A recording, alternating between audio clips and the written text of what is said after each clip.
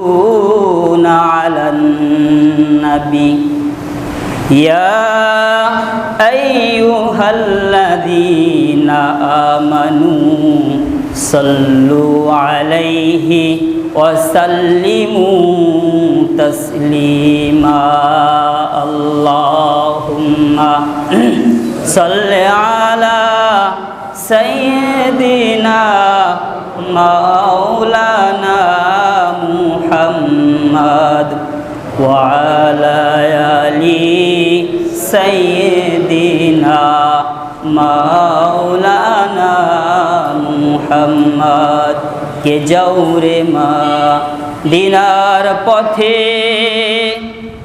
ওহে মুসাফির আমার সালাম পৌঁছে দিও দরবারে নবীজির আল্লাহুম্মা সাল্লি আলা সাইয়্যিদিনা মাওলানা মুহাম্মদ ওয়া আলা আলি সাইয়্যিদিনা মাওলানা মুহাম্মদ বালাগাল উলা বিকামালিহি কাশাফাদ দুজা বিজামালিহি হাসনাতু জামিউ খিসালিহি সাল্লু আলাইহি ওয়া আলিহি। মহান আল্লাহ রাব্বুল আলামিনের দরবারে অসংখ্য অগণিত শুকর ও সুজুদ, যেই মহান মনিব আমাদেরকে আজকের এই পরিস্থিতিতে ভালো রেখে একটি শুষ্ক জায়গায় সুন্দরভাবে সুন্দর মন নিয়ে থাকার তৌফিক দান করেছেন। সাথে সাথে জুমার সলাত, ফরজিয়াত জুমার সলাত আদায়ের জন্য মসজিদে আসার তৌফিক দান করেছেন। এজন্য সকল অন্তর থেকে বলে আলহামদুলিল্লাহ। আপনারা সকলে ভালো আছেন তো? মনটা ভালো, তবে কিছুটা ব্যথিত, ঠিক না? যারা আমরা বর্তমানে দেখতে পেয়েছি যে 8টি জেলা পানির নিচে তলিয়ে গেছে, অনেক মানুষ, কয়েক লক্ষ মানুষ, তো তাদের জন্য অবশ্যই আমাদের হৃদয়টা কি ব্যথিত, ঠিক না? হৃদয়টা ব্যথিত, ক্ষত বিক্ষত। তো এই মুহূর্তে আমরা কি করতে পারবো তাদের জন্য? তাদের জন্য আল্লাহ তাআলার কাছে আমাদের দোয়া করতে হবে। আল্লাহ তাআলা যেন তাদেরকে অতি দ্রুত সুন্দর সুষ্ঠু ভালো একটি জীবন আবারও দান করেন। প্রতিটা মানুষের জান ও মালের নিরাপত্তা আল্লাহ তাআলা যেন নিজে দান করেন। সকলে বলুন আমিন। সকলে বলুন রব্বানা লাকাল হামদ হামদান কাসীরান তাইয়িবান মুবারাকান ফীহি। আল্লাহ তাআলার আরও প্রশংসা করে নিলাম। রাসূল করিম সাল্লাল্লাহু আলাইহি ওয়াসাল্লামের শিখানো বাক্য দিয়ে আমরা আরও প্রশংসা করে নিলাম। প্রিয় ভাইরা, আমি যে আয়াতে কারিমা তেলাওয়াত করেছি সূরাতুল হুজরাতের 13 নম্বর আয়াত থেকে আপনাদের সম্মুখে কথা বলবো এবং বিশ্বনবী সাল্লাল্লাহু আলাইহি ওয়াসাল্লামের অসংখ্য হাদিসে কারিমা থেকে একটি হাদিস আপনাদের সম্মুখে পেশ করেছি। আজকের আলোচনায় প্রথমত আমরা এই আয়াত ও হাদিসের আলোকে আলোচনা পেশ করব ইনশাআল্লাহ তাআলা। প্রিয় ভাইরা, আজ আমরা যদি আমাদের বাংলাদেশের দিকে তাকাই, তাহলে বাংলাদেশের দিকে তাকালে দেখা যায় যে মানুষগুলি বিভিন্নভাবে চাপে আছে, দুঃখে আছে, কষ্টে আছে, দুঃখে আছে, কষ্টে আছে। তো মানুষগুলি কিছুটা দুঃখ লাঘব করতে পেরেছে বিভিন্নভাবে।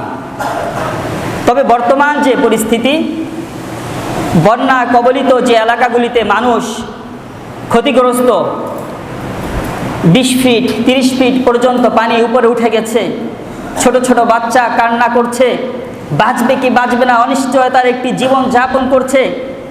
তো আমাদের বাংলাদেশ সেনাবাহিনী বাংলাদেশের বিভিন্ন জায়গা থেকে টিম আকারে যে তাদেরকে উদ্ধার করছে, তাদেরকে বাঁচানোর চেষ্টা করছে, জীবন রক্ষার চেষ্টা করছে।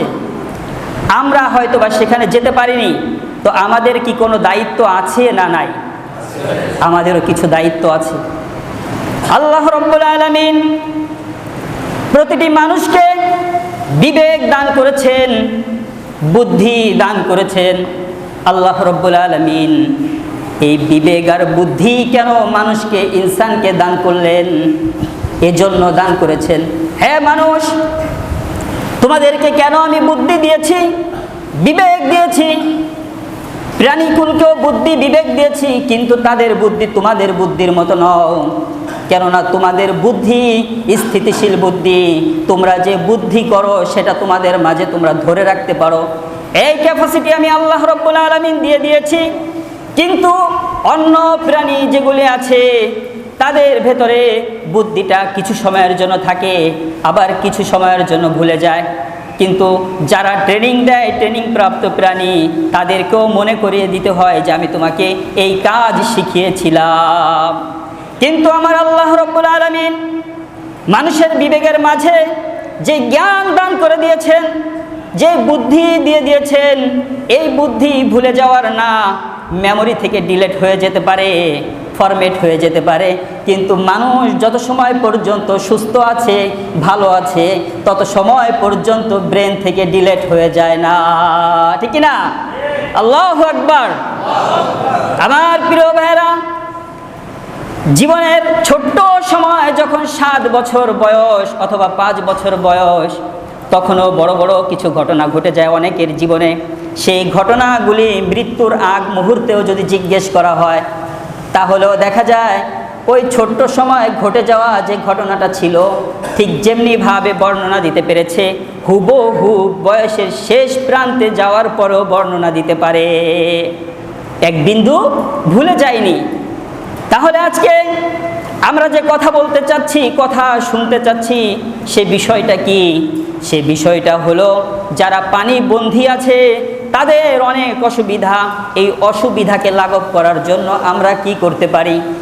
এই অসুবিধাকে লাঘব করার জন্য যারা এখান থেকে যেতে পারবে তারা তো যাবে, তারা যে তাদের উপকারে আসতে হবে, অর্থাৎ তাদেরকে উদ্ধার করতে হবে, তাদের খাবারের ব্যবস্থা করতে হবে, তাদের সুস্থতার ব্যবস্থা করতে হবে, তাদের যেভাবে করে সুন্দর একটা জীবন দেওয়া যায় সেজন্য আমাদেরকে চেষ্টা চালিয়ে যেতে হবে।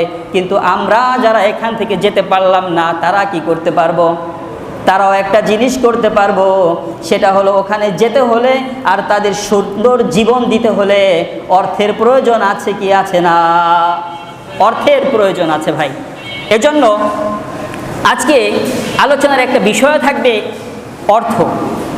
আর এই অর্থটা পকেটে রেখে দেওয়ার জন্য না, আমরা যে যতটুকু অর্থ আনছি আমার আজকের প্রয়োজন ছাড়া যতটুকু অর্থ থাকবে আমরা তাদের জন্য দিব। আস-সুন্নাহ ফাউন্ডেশন থেকে বিভিন্ন জায়গায় অর্থাৎ মসজিদগুলিতে আজকে কালেকশন করবে। এই আস-সুন্নাহ ফাউন্ডেশন কালেকশন করে এদের টিম আছে বিভিন্ন জায়গায়, এই টিমের মাধ্যমে প্রধান কার্যালয়ে পাঠিয়ে দেওয়া হবে। এই প্রধান কার্যালয় থেকে এখান থেকে তাদের যে জরুরি সামগ্রী আছে সেটা তাদের কাছে দেওয়া হবে। আমরা সকলে শরীক থাকতে রাজি আছি তো ভাই? আজ আমরা যদি শরীক না থাকি, আমার টাকা আমার পয়সা কতটুকু কাজে আসবে আর কতটুকু কাজে আসবে না ইতিমধ্যে কয়েকদিনের ভেতরে আমরা দেখে ফেলেছি। দেখেছি কি দেখি নাই? 5 তারিখের পরে অনেক টাকার মালিক আছে, গায়ে জামা নাই, অনেক টাকার মালিক আছে, দাড়ি ছিল, কিন্তু এমন একটি অবস্থা হয়েছে তাকে চিনাই যায় না যে সে কি ওই ব্যক্তি কিনা। এবং দেখেছি কি দেখি নাই? প্রিয় ভাইরা, তাহলে বোঝা যায় যে দাড়িটা পর্যন্ত কেটে ফেলা হয়েছে। যখন টাকা ইনকাম করা হয়েছে, অর্জন করা হয়েছে, উপার্জন করা হয়েছে, তখন এই চিন্তা করা হয় নাই যে আমি যে টাকা উপার্জন করছি, আনছি, এটি কি বৈধভাবে আনছি নাকি অবৈধভাবে আনছি, আমি বিন্দু পরিমাণ সেটাকে ভাবিনি।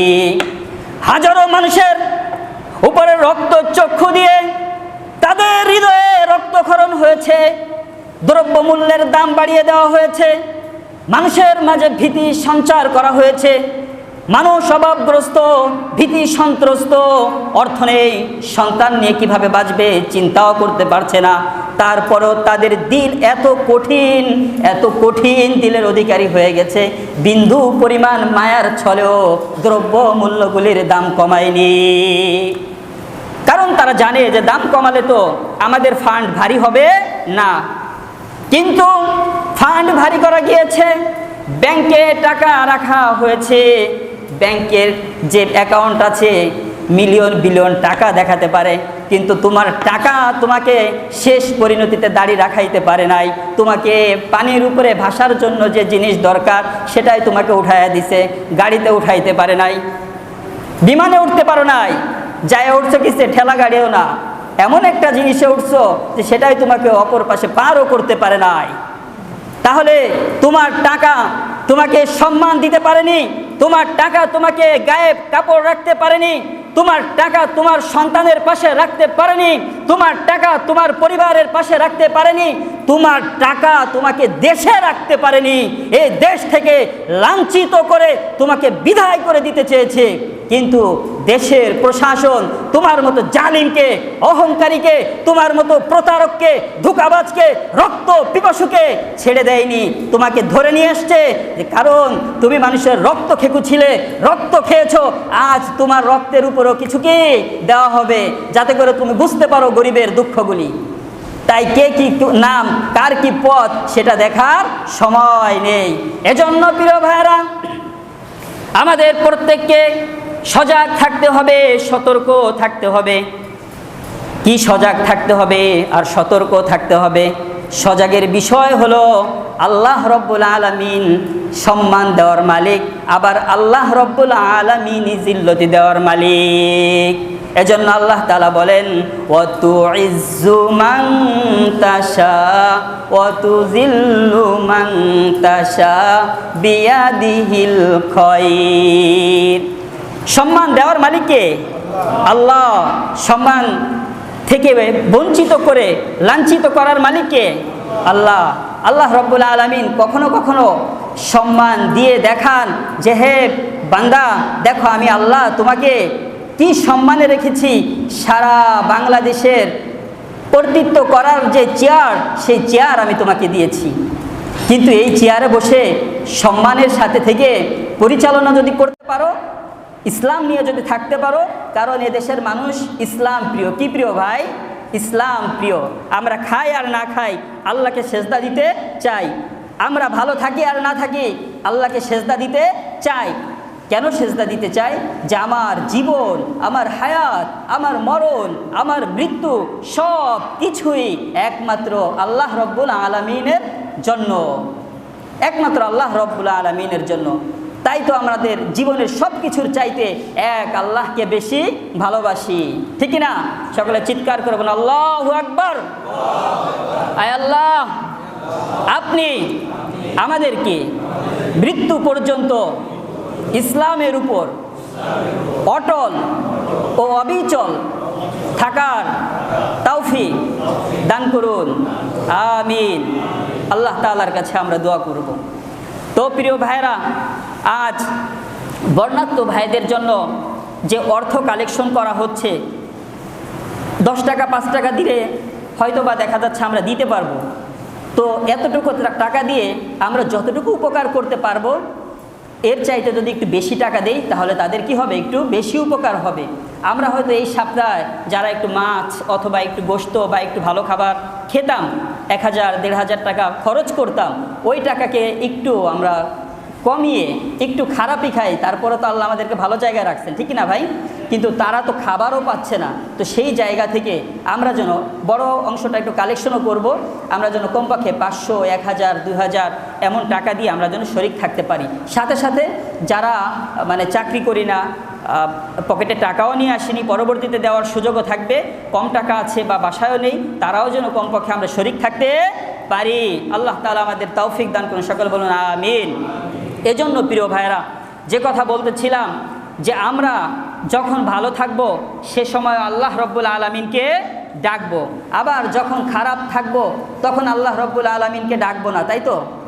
তখন আল্লাহকে ডাকবো, কারণ আল্লাহ রব্বুল আলামিন আমাকে বানিয়েছেন, আমাকে জীবন দিয়েছেন। কেন দিয়েছেন? আল্লাহ রব্বুল আলামিন পাখিকে বানিয়ে বলেননি, পাখিরে আমি তোকে সুন্দর করে বানিয়েছি। রব্বুল আলামিন এই জমিনকে, ভূখণ্ডকে সৃষ্টি করে আল্লাহ তাআলা বলেননি, জমিন আমি তোমাকে সুন্দর করে বানিয়েছি। পাহাড় পর্বত নদ নদী যা কিছু আছে কোনো কিছুর ব্যাপারে আল্লাহ তাআলা বলেননি।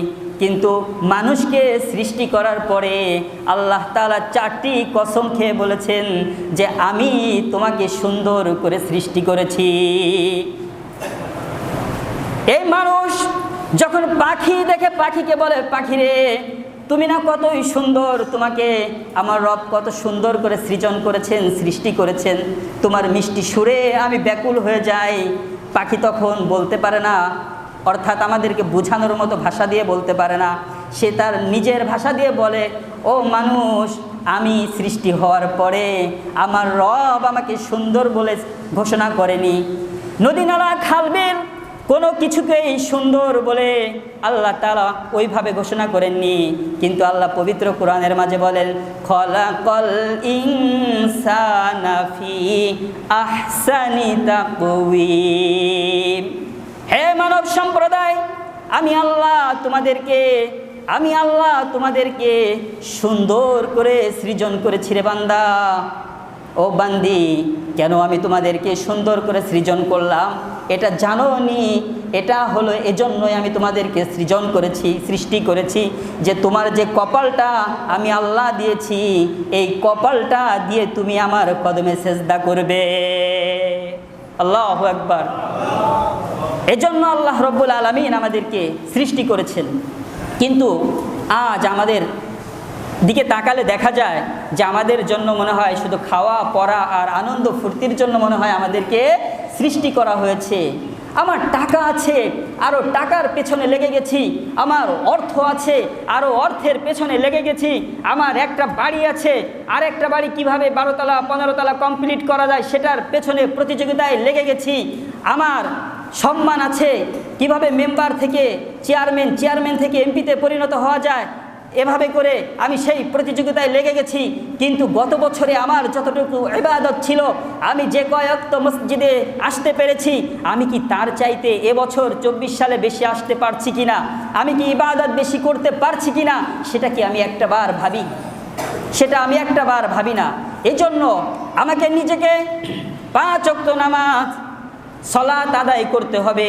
শুধু আদায় না, এই জমিনে, আল্লাহর দেওয়া জমিনে সালাত প্রতিষ্ঠা করতে হবে। এই সালাত যদি প্রতিষ্ঠা করতে চাই তাহলে কিভাবে প্রতিষ্ঠিত করব? এই প্রতিষ্ঠিত যদি করতে হয় তাহলে প্রথমত আমি এলাকার মানুষকে দিয়ে প্রতিষ্ঠিত করার চিন্তা ভাবনা বাদ দিব। সর্বপ্রথম আমার নিজের জীবনের মাঝে ইসলামকে পূর্ণভাবে ফিট করতে হবে। পরিপূর্ণভাবে ইসলাম কি করতে হবে? ফিট করতে হবে। আজ দেখা যায় যে আমরা ইসলামকে জানতে চাই, ইসলামকে বুঝতে চাই, যার কারণে আমরা অনেক বই পুস্তক পড়ি কি পড়ি না ভাই? পড়ি। শুধু ইসলামকে জানার জন্য পড়ি, কিন্তু জানার নাম কামিয়াব নয়, মানার নামই হচ্ছে কামিয়াবি। মানার নামই হচ্ছে কামিয়াবি। আমি জানি জানতে জানতে জানতে আমি এক মহাসাগরে পরিণত হয়ে গেছি, জ্ঞানের এক ভান্ডার হয়ে গেছি। কিন্তু দীর্ঘদিন জানার পরও, এত জ্ঞান থাকার পরও আজ আমার মুখে দাড়িটা আসছে না। কেউ রাগ করবেন না, কথাগুলি কিন্তু কোরআন হাদিসের জন্য বলতে হয়। অনেকে বলতে পারেন যে হুজুরকে আমাদের দিকে তাকায় দেখেই মনে হয় কথাটা বলছে। এমনটা না ভাই, আমরা কিন্তু আপনাদের শত্রু না। আজ আমাদের মুখে কি দাড়িটা আসছে না। আমার যে সন্তানটা স্কুলে যাচ্ছে, পড়ছে, অথচ সে নামাজ পড়ছে না, সেই খোঁজ আমি নিচ্ছি ভাই, সেই খোঁজ আমি নিচ্ছি না। অতএব ইসলাম হচ্ছে মানার নাম, জানার নাম হলো পরিষ্কার হওয়া, আর পরিষ্কার হওয়ার পরে নিজের জীবনে ফিট করা, ইসলামের রঙে নিজেকে রঙিন করা। যদি রঙিন করতে পারি তাহলে আমরা সফল কাম হয়ে যেতে পারবো, নতবা সফল কাম হতে পারবো না। এজন্য আমরা রাজি আছি তো ইনশাআল্লাহ ইসলামকে পরিপূর্ণভাবে পালন করার জন্য? আমি যে আয়াতে কারিমা তেলাওয়াত করেছিলাম, মহান আল্লাহ রব্বুল আলামিন সূরাতুল হুজুরাতের 13 নম্বর আয়াতের মাঝে বলে দিলেন, ইয়া আইয়ুহান নাস। আল্লাহ তাআলা বলতেছেন, হে মানব সম্প্রদায়, ইন্না খলাকনাকুম মিন যাকারিন ওয়া উনসা, আমি তোমাদেরকে একজন পুরুষ ও একজন নারী থেকে সৃজন করেছি, সৃষ্টি করেছি। হে মানব সম্প্রদায়, আমি তোমাদেরকে একজন পুরুষ ও একজন নারী থেকে সৃষ্টি করেছি। কেন করেছি? ওয়াজআলনাকুম শুউবাও ওয়া ক্বাবাইলা লিতাআরাফু, অতঃপর আমি তোমাদেরকে জাতীয় গোত্রে পরিণত করেছি। কেন করেছি? যাতে করে তোমরা পরিচিত হতে পারো, একে অপরের সাথে পরিচয় অর্জন করতে পারো।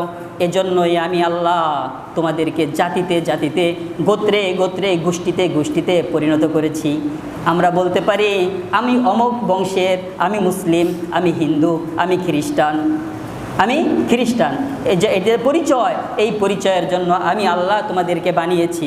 কিন্তু এখানে আরেকটা কথা আছে, তাফসিরের ভেতর আসছে যে প্রথমত আল্লাহ তাআলা যখন কোনো শিশুকে বানান, তো সেই শিশু হিন্দু হয়ে, খ্রিস্টান হয়ে জন্মগ্রহণ করেন না, ওকে আল্লাহ মুসলমান করেই পাঠান। কিন্তু ওর বাবা মা ওকে কি বানান? যে যে ধর্মের, সেই ধর্মের অনুসারী করেন। তো আল্লাহ তাআলা বললেন, আমি জাতিতে জাতিতে, গোত্রে গোত্রে তোমাদেরকে সৃজন করেছি, পরিণত করেছি। কেন করেছি? ইন্না আকরামাকুম ইনদাল্লাহি আতকাকুম, আল্লাহ বলেন নিশ্চয়ই আল্লাহ তাআলার কাছে সর্বাধিক মর্যাদা সম্পন্ন ব্যক্তি হচ্ছে ওই ব্যক্তি, যে ব্যক্তি আল্লাহ তাআলাকে বেশি ভয় করে। কাকে বেশি ভয় করে? আল্লাহ রাব্বুল আলামিনকে বেশি ভয় করে। আল্লাহ বললেন, আমি মানব সম্প্রদায় বানালাম জাতিতে জাতিতে, গোত্রে গোত্রে। এভাবে কেন বানালাম? পরিচয় অর্জন করার জন্য। তবে খুব ভালো করে বুঝে রাখো, পরিচয় অর্জন করানোর জন্য বানিয়েছি, ঠিক আছে, কিন্তু তার মাঝে সবচাইতে মর্যাদা সম্পন্ন ব্যক্তি, আল্লাহ তাআলার কাছে বেশি প্রিয় ব্যক্তি কোন ব্যক্তি? যে ব্যক্তি আল্লাহ রাব্বুল আলামিনকে সবচাইতে বেশি ভয় করে, ওই ব্যক্তি আল্লাহ তাআলার কাছে সবচেয়ে বেশি প্রিয়।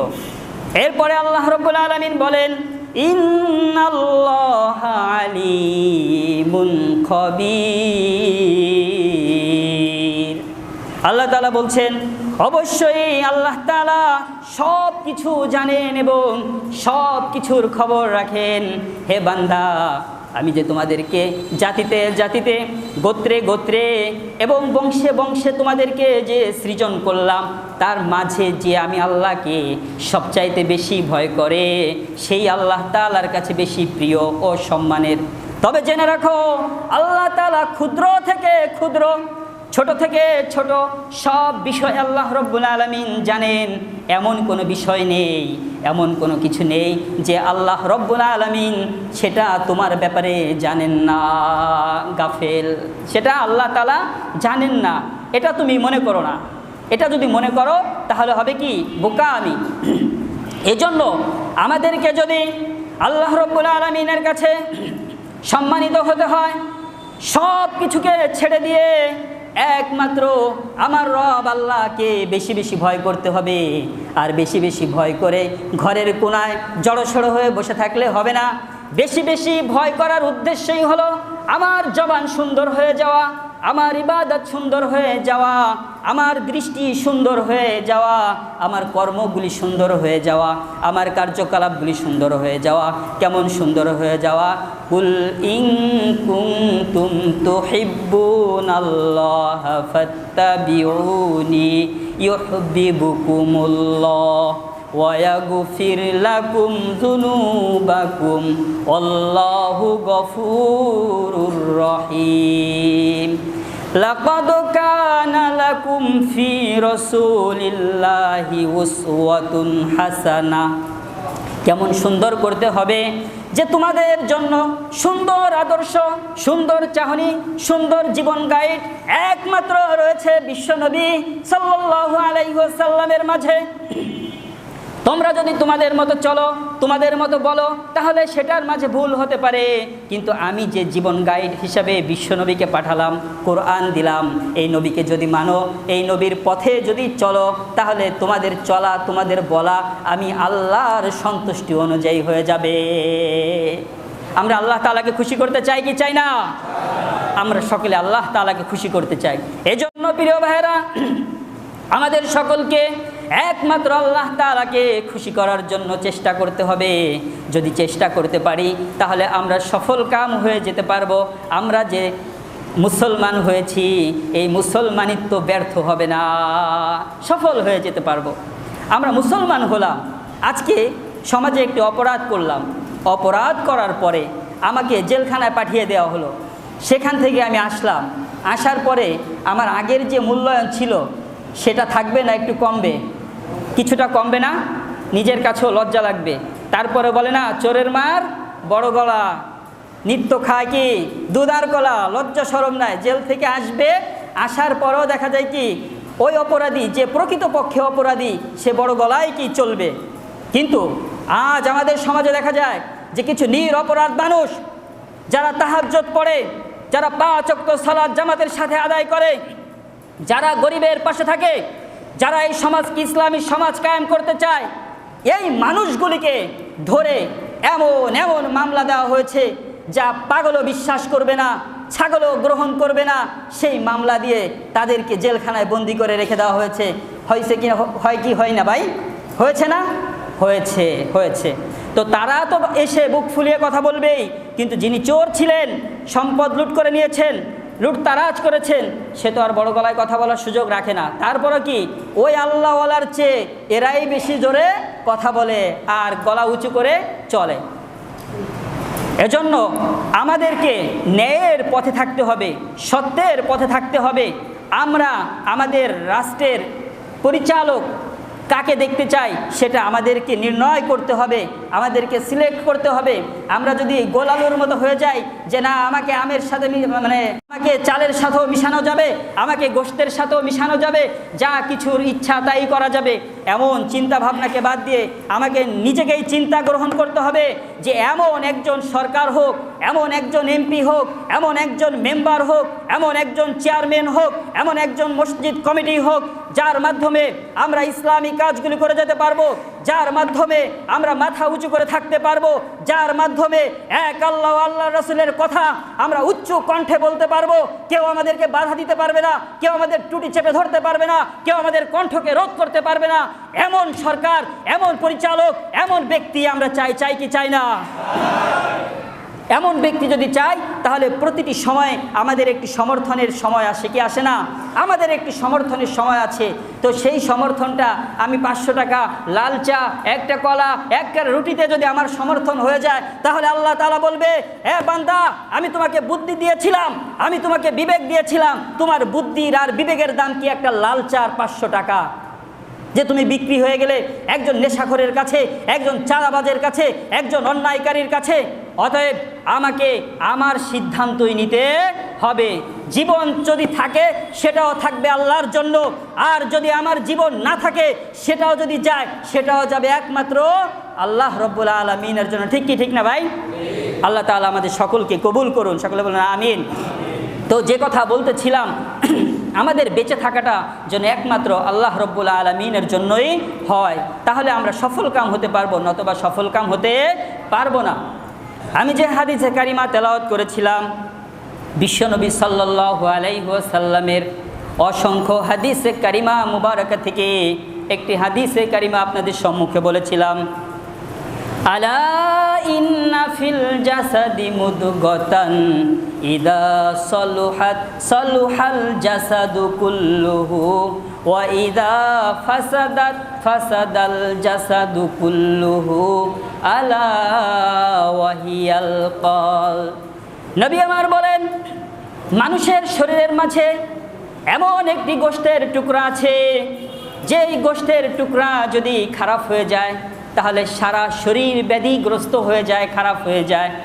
আর সেই গোশতের টুকরাটা যদি ভালো থাকে তাহলে সারা শরীর ব্যাধি মুক্ত ভালো থাকে।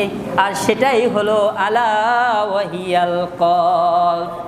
কলব মানুষের হার্ট, অন্তর, দিল।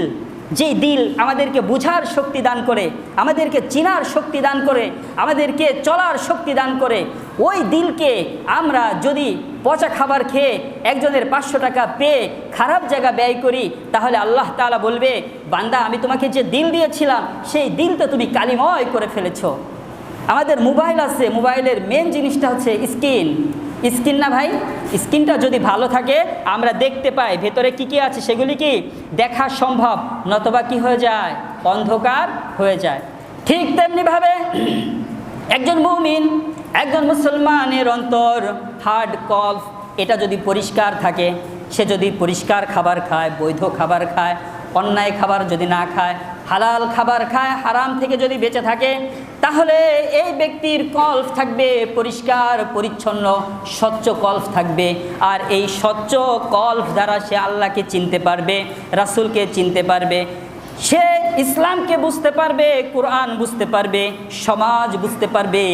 এই সমাজে ইসলাম কায়েমের জন্য যারা অকুত ভয় মেহনত করে যাচ্ছে, চেষ্টা করে যাচ্ছে, তাদেরকেও সুন্দরভাবে চিনতে পারবে। আর যে দিল মরে গিয়েছে, যে দিলের মাঝে আলো নেই, অন্ধকার হয়ে গিয়েছে, ওই দিল ইসলাম শুধু খালি জানবে কিন্তু বুঝবে না, সেই দিল মসজিদ দেখবে কিন্তু ঢুকবে না, সেই দিলে কোরআন থাকবে কিন্তু কোরআনের আলো থাকবে না। এজন্য আমাদের প্রত্যেকের দিলকে যদি আমরা সুন্দর করতে চাই, যদি আমরা বিউটিফাই করতে চাই, তাহলে এই কোরআন আর সুন্নাহ দ্বারা আমাদের দিলকে যতটা সুন্দর করতে পারবো, অন্য কোনো কিছু দিয়েই আমাদের দিলকে ততটা সৌন্দর্যমণ্ডিত করতে পারবো না, করতে পারবো না। এজন্য ভাইরা আমার, আমাদের দিলকে শুধুমাত্র আল্লাহ রব্বুল আলামিনের জন্যই ফিট করতে হবে। যদি আমরা আল্লাহ রব্বুল আলামিনের জন্য ফিট করতে পারি, তাহলে দুনিয়াতেও আমরা সফলকাম হয়ে যাব, আর আখিরাতের জীবনেও আমরা সফলকাম হয়ে যাব। এই দুনিয়াতে যারা সফলকাম হতে পারবে না, গরিব থাকলো সফলকাম হতে পারলো না, অর্থাৎ অর্থের দিক দিয়ে সে সর্বোচ্চ পর্যায়ে পৌঁছতে পারলো না, আবার নামাজও পড়লো না, এই ব্যক্তিটা দুনিয়াতেও ক্ষতিগ্রস্ত হলো, আখেরাতেও কি হলো? ক্ষতিগ্রস্ত হলো। একজন তো অর্থের মালিক আছে, তো সে নামাজ পড়ছে না, তারপরও দুনিয়ার জীবন কিন্তু আমাদের দৃষ্টিতে সুখময়ভাবে কেটে যাচ্ছে। যে সে ভালো পোশাক পরতে পারছে, খেতে পারছে, চলতে পারছে, আর যে লোকটা রিক্সা চালাচ্ছে অথবা দরিদ্র, সে তার মতো পড়তেও পারে না, খেতেও পারে না, চলতেও পারে না, আবার নামাজটাও পড়ে না। কিন্তু নামাজ যদি না পড়া হয়, তাহলে আল্লাহর কি এতই ঠেকা লাগছে যে আল্লাহ জান্নাত দিয়ে দিবেন? কথাটা এইভাবেই বলতে হয়। জান্নাত তো আমাদেরকে চেয়ে নিতে হবে, অর্জন করে নিতে হবে। আল্লাহ জান্নাতের জন্য, আমার জন্য একটি জায়গা বরাদ্দ করে রেখেছেন। প্রতিটি ইমানদারের জন্য জান্নাতের জায়গা বরাদ্দ থাকবে। ওই জান্নাতের জায়গায় বিল্ডিং করা, ওই জান্নাতের জায়গা সুন্দর করা, ওই জান্নাতের জায়গায় নহর করা, ওই জান্নাতের জায়গায় ঝর্ণা করা, ওই জান্নাতের জায়গায় ফলের বাগান করা, এটা হবে সম্পূর্ণভাবে তার আমলের উপরে। কিসের উপরে ভাই? তার আমলের উপরে। যার আমল যত সুন্দর হবে, যার ইবাদত যত সুন্দর হবে, কোরআন ভিত্তিক হবে, সুন্নাহ ভিত্তিক হবে, তার জীবন দুনিয়াতেও ততটা সুন্দর হবে, আর আখেরাতেও তার চাইতে বেশি সুন্দর হয়ে যাবে। কেন আখেরাতে সুন্দর হবে? আল্লাহ রব্বুল আলামিন যেই জীবন দান করেছেন, এই জীবন দুনিয়াতে চলার ক্ষেত্রে কখনো ক্ষতিগ্রস্ত হয়েছে, কখনো বিঘ্নতায় পড়েছে, কখনো ভয়ে পড়েছে, কখনো আতঙ্কে পড়েছে। আল্লাহ রব্বুল আলামিন বলবেন, বান্দা দুনিয়াতে তুমি হয়তোবা ক্ষতিগ্রস্ত ছিলে, বিপদগ্রস্ত ছিলে, নামাজ পড়তে গেলেও কখনো ভয় পেয়েছো, আতঙ্কিত হয়েছো। ইসলামের অনেক বিধান আছে, যেই বিধান পালন করতে যে তোমার জীবন দিতে হয়েছে, তুমি ক্ষতিগ্রস্ত হয়েছ, আজ তোমার অঙ্গহানি হয়েছে। বান্দা, আমি আল্লাহর কাছে আজকে আর তোমার কোনো ভয় নেই। আমি আল্লাহ তোমাকে সর্বোচ্চ সম্মান দিয়ে জান্নাতের মালিক বানিয়ে দিলাম। আমরা সেই জান্নাত চাই তো? সেই জান্নাত যদি আমরা চাই, তাহলে আমাদের প্রত্যেককেই আমাদের প্রত্যেককেই চিন্তাশীল হতে হবে। আমি মসজিদে জামাতে নামাজ পড়তে পারিনি, আমার নামাজ যেন ছুটে না যায়, আমি বাসায় পড়ে নিব। আমি রাস্তায় আছি পড়ে নিব, আমি একা একা আছি সেখানে পড়ে নিব। আমার নামাজ যেন আমার জীবন থেকে ছুটে না যায়। ইনশাআল্লাহ এই প্রতিজ্ঞা আমরা করতে পারি তো ভাই? এই প্রতিজ্ঞা আমাদের সকলকে করতে হবে। আর এই প্রতিজ্ঞা যদি আমরা করতে পারি তাহলে আল্লাহ তাআলার কাছে আমরা দামি হতে পারবো, নতবা দামি হতে পারবো না। তো আমাদের দিলের খবর আমাদের রাখতে হবে যে আমার দিল, আমার অন্তর এটা কি ঠিক আছে নাকি নাই। এই দিল যদি গান শুনতে চায়, এই দিল যদি অপরাধ করতে চায়, এই দিল যদি অন্যের জমিকে গ্রাস করে খেতে চায়, এই দিল যদি অন্যের সম্পদকে গ্রাস করে নিতে চায়, বুঝতে হবে এই দিল কি সুস্থ দিল নয়, এই দিল হয়ে গেছে কালোময় মৃত দিল হয়ে গেছে। এই কালোময় মৃত দিল দিয়ে কি সামনে অগ্রসর হওয়া সম্ভব হবে না। এজন্য আমাদের প্রত্যেকের জায়গা থেকে দিল পরিষ্কারের চেষ্টা করতে হবে যে আমি ইসলামের দাওয়াত দেওয়ার আগে আজকে থেকে আমি নিজে ঠিক করব। অন্যের ত্রুটি ধরার আগে আমার জীবনে কতগুলি ভুল আছে, আমার জীবনে কতগুলি ত্রুটি আছে, আমি নিজেই চিন্তা করব। যদি আমি নিজে আলোচনা করতে পারি, আমার চরিত্র নিয়ে, আমার স্বভাব নিয়ে যদি আমি নিজে আলোচনা করতে পারি, তাহলে সংশোধন হওয়া কি ভাই সম্ভব, নতুবা সম্ভব নয়। আজ দেখা যায় একজন চুরি করার পরে 10 জন তার দিকে আঙ্গুল দিয়ে বলে তুমি চোর, তুমি চুরি করেছো, তুমি অপরাধ করেছো, কিন্তু বাকি আঙ্গুলগুলি নিজের দিকে বলে তুমি কতটুকু সাধু আছো একটু চিন্তা করে দেখে নাও। আমরা একজনকে চোর বলছি, অপরাধী বলছি, কিন্তু আমি নিজে একটু যে চিন্তাশীল হয়ে চিন্তা করব যে জীবনের এতটা বছর পার হয়ে গেল, আমি আসলে কতটুকু শুদ্ধ জীবন গঠন করতে পেরেছি।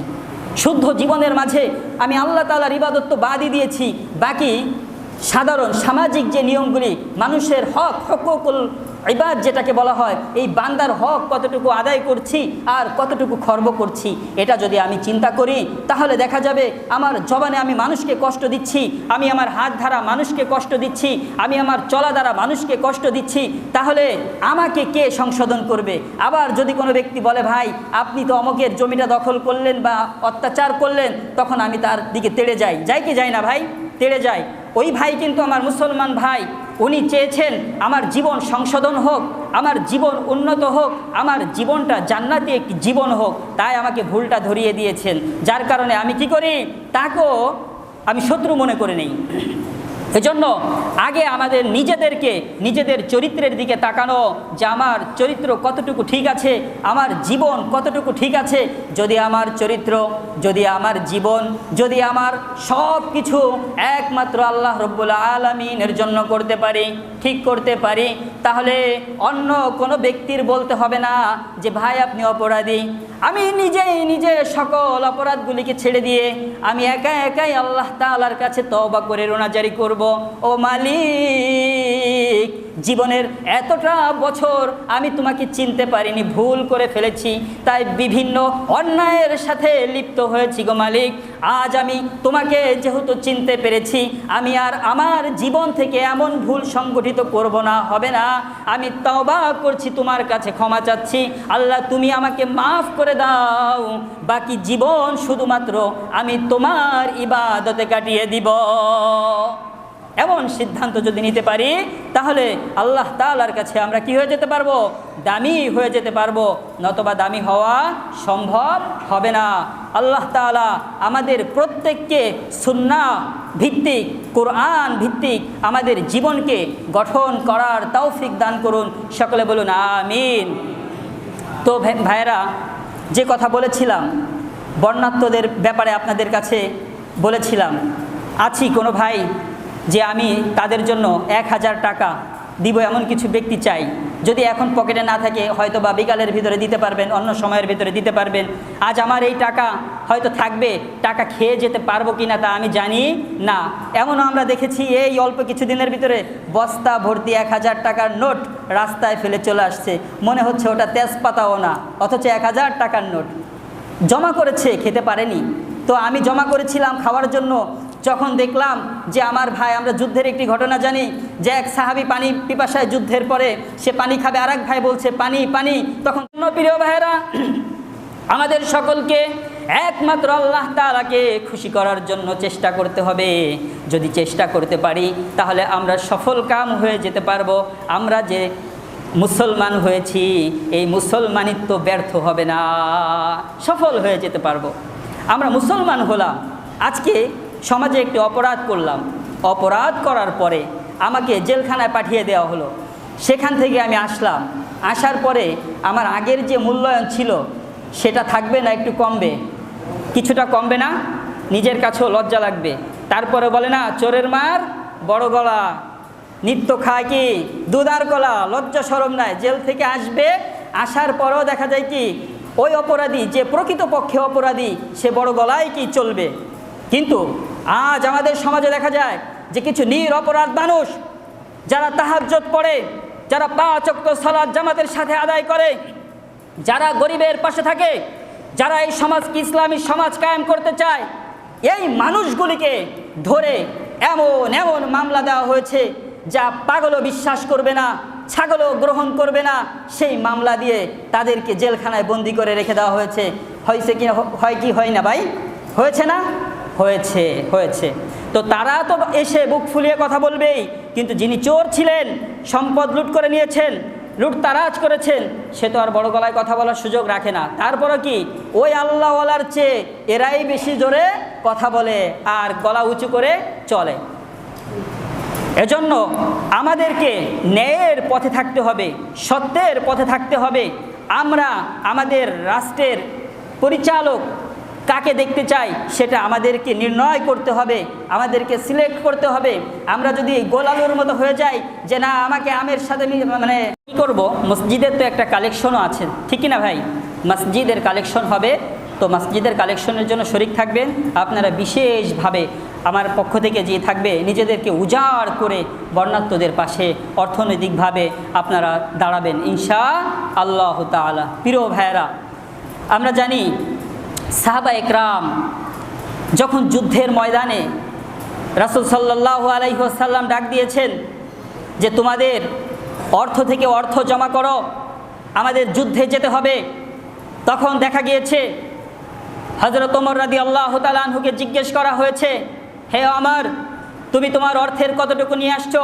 হযরত ওমর রাদিয়াল্লাহু তাআলা আনহু বলেছেন যে আমি আমার অর্থের 2 ভাগের 1 ভাগ নিয়ে আসছি। হযরত আলী রাদিয়াল্লাহু তাআলা আনহু এভাবে বলেছেন। হযরত আবু বকর রাদিয়াল্লাহু তাআলা আনহুকে জিজ্ঞেস করা হয়েছে, হে আবু বকর, তুমি এই যুদ্ধের জন্য তোমার অর্থের কতটুকু নিয়ে আসছো? হযরত আবু বকর রাদিয়াল্লাহু তাআলা আনহু বললেন, ওগো আল্লাহর নবী, অর্থ বলতে যা বুঝায়, আমার ঘরে অর্থ বলতে যা ছিল আমি তার সবটুকুই আপনার কদম মোবারকে নিয়ে এসেছি। এবার বিশ্বনবী সাল্লাল্লাহু আলাইহি ওয়াসাল্লাম বললেন, আবু বকর, তাহলে তোমার ঘরে তুমি কি রেখে আসছো? হযরত আবু বকর রাদিয়াল্লাহু তাআলা আনহু বললেন, ইয়া রাসূলুল্লাহ, আমি আমার ঘরের মাঝে আল্লাহ আর আল্লাহর নবীকে রেখে আসছি। আমি আমার ঘরের মাঝে আল্লাহ আর আল্লাহর নবীকে রেখে আসছি, আর অর্থ বলতে যা কিছু আছে সবটুকু কি আমি নিয়ে আসছি। তো আমরা তো আসলে সেইভাবে সাহাবা একরামের মতো জীবন গঠন করতে পারিনি। সাহাবা একরামের মতো জীবন গঠন করার যদি চেষ্টা থাকে তাহলে কিছু না হলেও থোড়া থোড়া হবে, অধিক না হোক অল্প অল্প হবে। আজ সাহাবা একরামকে লক্ষ্য করি বা রাসূলকে লক্ষ্য করি বিধায় মাথায় টুপি পরি। আজ রাসূলকে লক্ষ্য করি, সাহাবা একরামকে লক্ষ্য করি তো পাঞ্জাবি পরি। আজ আমরা ইসলামকে পালন করি তো কি এভাবে করে সুন্নাতি লেবাস যেটা আছে সুন্নাহ, এটাকে আমরা পালন করি। মসজিদের কালেকশনের ব্যাপারে শুরু করবেন এখন, আবার উপরে 2 তলা 3 তলা 4 তলার কথা বলে শেষ করবো কততে? মসজিদের কালেকশন যখন করুক, তারপরে ওই বর্ণাঢ্য বুঝতে হবে, মসজিদের পরেই বর্ণাঢ্য করতে তাদের তারপরে। আচ্ছা, তাহলে আমরা সকলে মসজিদের জন্য যে কালেকশন হবে সকলে মসজিদের জন্য দিতে থাকি। লা ইলাহা ইল্লাল্লাহ। নিচতলা, দোতলা, 3 তলা, 4 তলা পর্যন্ত প্রতিটি ভাই আমরা মসজিদের জন্য ইনশাআল্লাহ আমাদের সামর্থ্য অনুযায়ী আমরা সহযোগিতা করব।